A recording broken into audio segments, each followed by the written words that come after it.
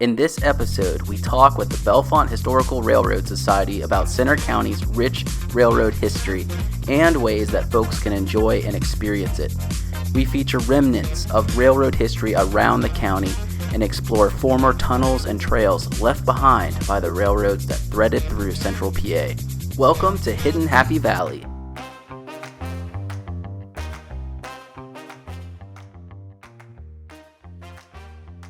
We're at the Coburn Tunnel, also known as the Beaver Dam Tunnel, between Coburn, PA and Ingleby. So to the east is Poe-Patty State Park, where you can also explore the Poe-Patty Tunnel using the Penns Creek Rail Trail.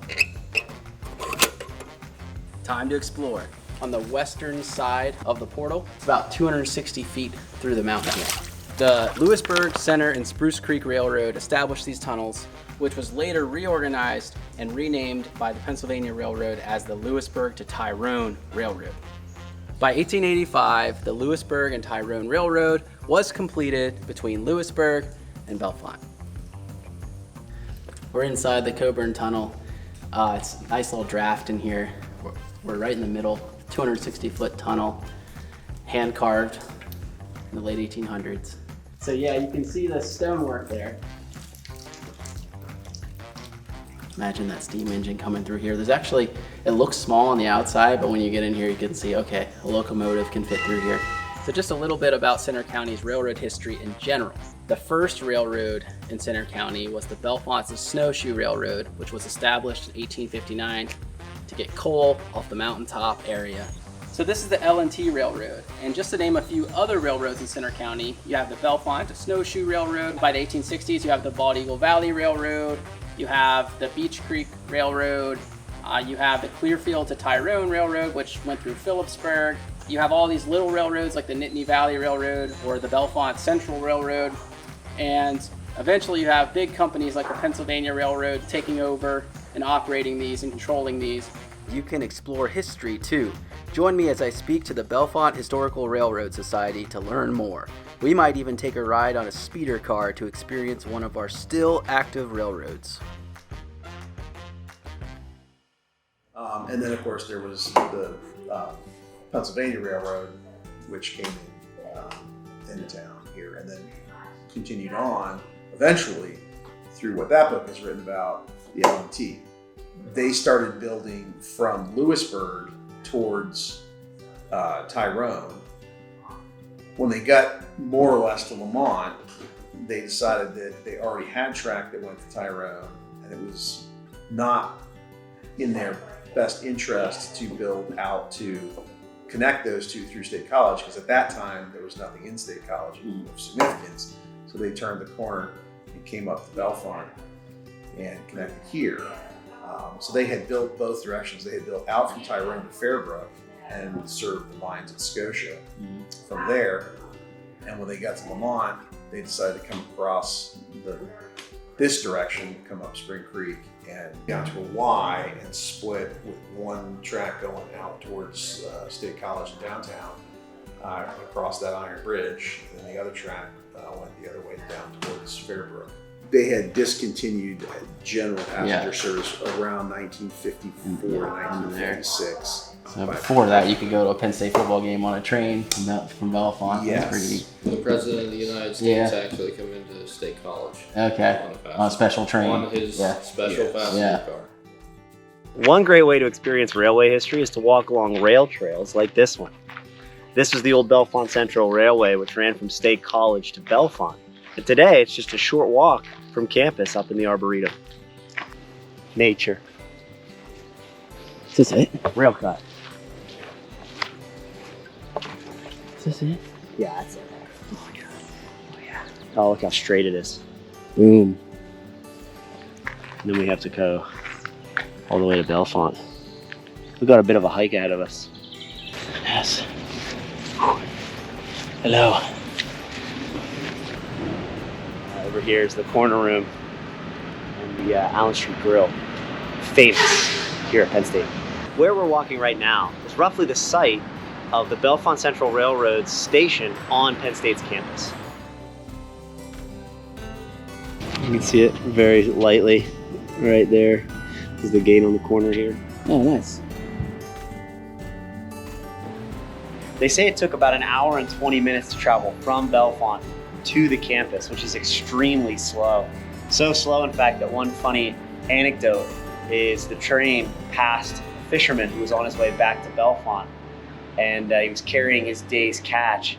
And the engineer stopped the train and shouted out to the man, why don't you climb on board? I'll give you a lift back to the station. And the fisherman said, no thanks, I'm in a hurry. Join Local Historia at our other tours. Find information at our website, localhistoria.com. When do they start to kind of decline and, to where, there's still some running now, but not like obviously they used to? I would say with the advent of paved highways. National Highway Act. Yeah. You started to see some decline as early as the 20s and 30s, but with the Depression and the fact that airlines weren't really servicing distance travel yet, and highways were somewhat unreliable up until the 50s, you still had a fair bit of passenger service running. And of course, World War II kept a lot of that stuff going because during the war, the railroads were making all kinds of money because they were moving both soldiers and other passengers and all kinds of freight. So money was just rolling in, it didn't matter. After World War II, when we really started seeing a dramatic increase in interstate highways,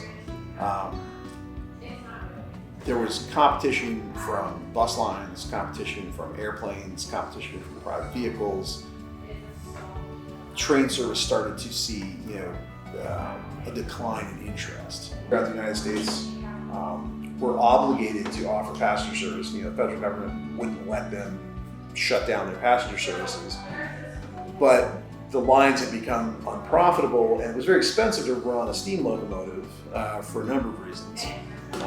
So they were looking for ways to cut costs, and these self-propelled cars were a great way to do that. They could be operated from either end. They could be chained together with a single operator. At the Bellefonte Cruise, it's a great way to experience railroad history is by riding the speeder car rides. And they're all across the country, and there's an organization called NARCOA, North American Rail Car Association, that gets the permission to ride various sections of track all across the country, even up in Canada.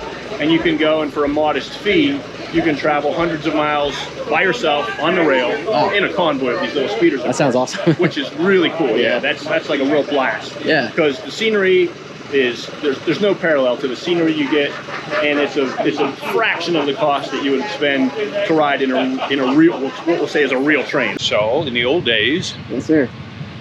to repair the track and inspect them, they would use cars like this. Now they use the pickups with the little wheels on them, so they can get them off the track in case there's a train coming. They're much more flexible, and these are much more fun. These were the only means of getting the crews out on the rails. Okay. And you might have a crew of a few people, and they would have a designated car and a designated spot on the track where that car would reside. And in the morning, they would get in that car and they would travel to the end of their designated area, and they would basically by hand maintain the track.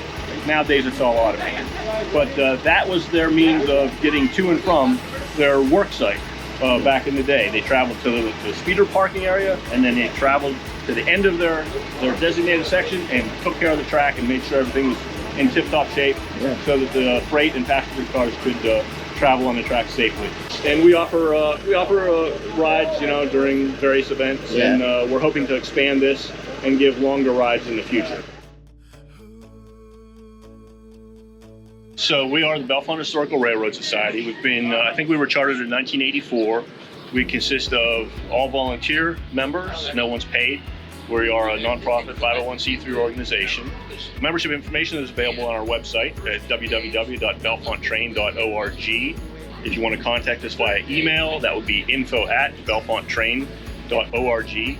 Willing to take any and all help, fundraising, logistics, event coordinating. People come and go all the time, so if you have any interest at all in trains and you want to do stuff like this, or even operate full-size trains, with any luck, we'll be operating real trains again in the very near future. If you like this episode of Hidden Happy Valley, like and subscribe.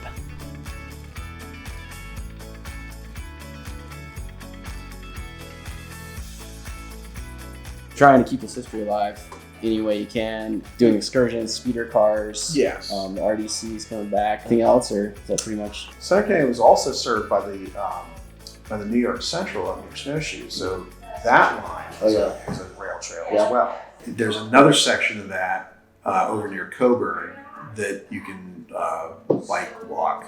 I'd say that's our most active stuff. So yeah, you can see the stones are placed in keystone together to hold up this mountain. So now we're on the eastern side of the tunnel. So we're heading toward Lewisburg. We're heading toward Po Valley and the Seven Mountains. Railroad used to cross Penn's Creek right here. Now it's just a footbridge. There would have been a more substantial railroad bridge. See some of the railroad ties right here. So it goes from like here to here. So we just came out of the east side of the Coburn Tunnel, and this would have been a railroad bridge. You can see the abutment here as we're going over. Would have carried the weight of those locomotives and those rail cars. So from the railroad bridge over Penn's Creek, if there wasn't all this brush in the way, you could also see right into the tunnel on the east side.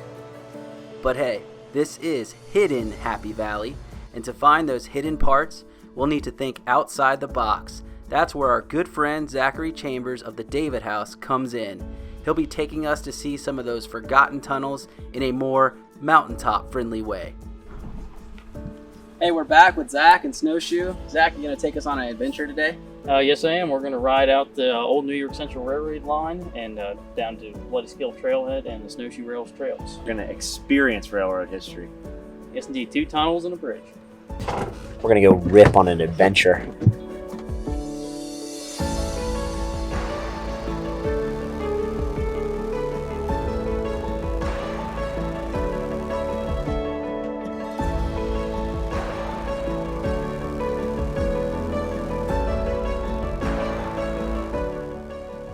So far so good. Some bumps, some splashes, but we're all in one piece. And we're not even halfway there yet.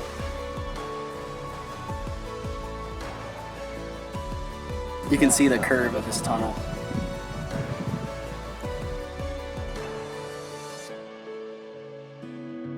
This is important for any adventure.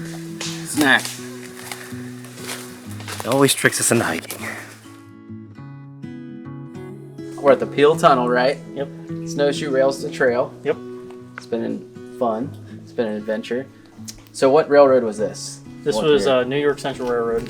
First, it was owned by the Clearfield Bismuth Coal Company. They were the ones that produced the line to haul coal and coke from northward down to Jersey Shore. We saw the Jersey Shore markers Yep. over there. So we're about 57 miles from Jersey Shore. Yep. At the Peel Tunnel. On the tracks, yep. That way.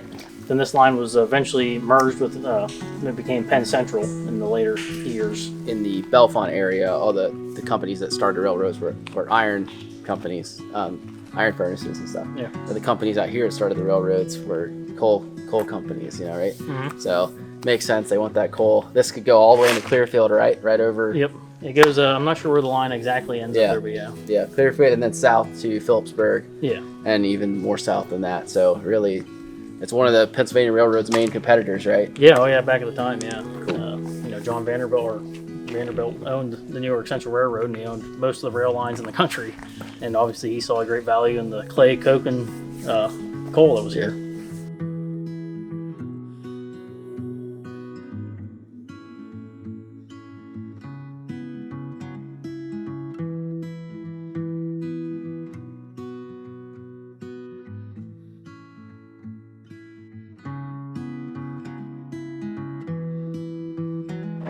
This was finished in 1902, this version. The original one was built in the 1880s when they built the railroad. And then in 1902 they decided to update it. So this old railroad bridge crosses Moshannon Creek into Clearfield County. We're in Centre County, and on that side's Clearfield County.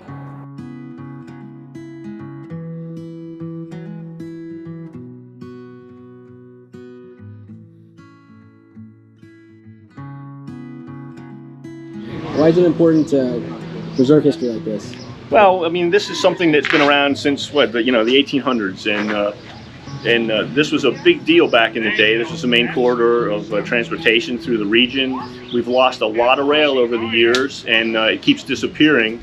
and organizations like ours preserve this the knowledge that existed back in the day. And you know, we even have this historical train station that's behind you right now. It's I think it's arguably one of the most beautiful train stations in Pennsylvania, and we're very fortunate to have that here in Centre County.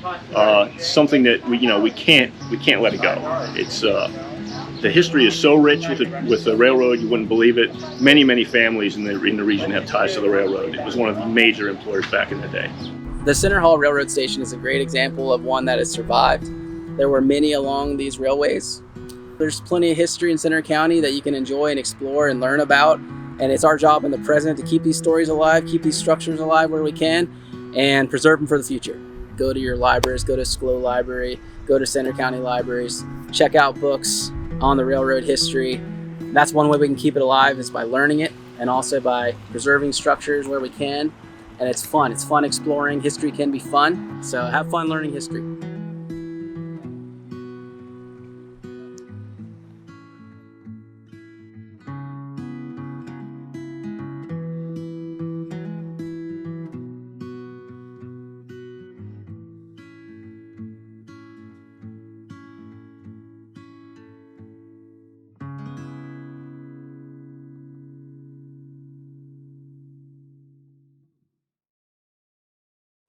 Oh, it's a little train whistle.